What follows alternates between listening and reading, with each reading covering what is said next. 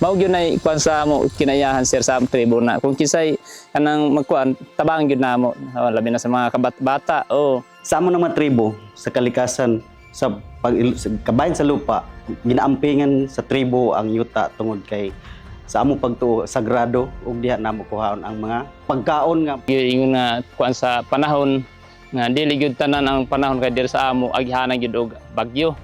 Palit na lang gyud mi sa lain kuan dito sa San Miguel kay wala na may kibali gulay diri sa amo.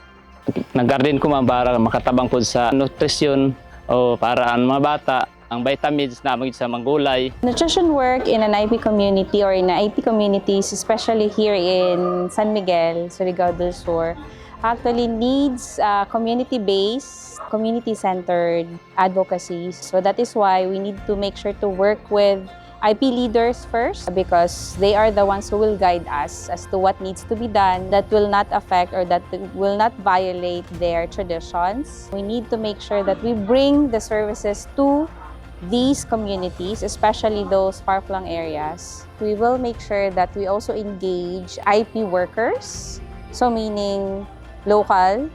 magtagaylo kung sa tuan pa bayanihan ma tinabangay dili bugatan ang hingtundan dili kami tanan ang tag-obligasyon.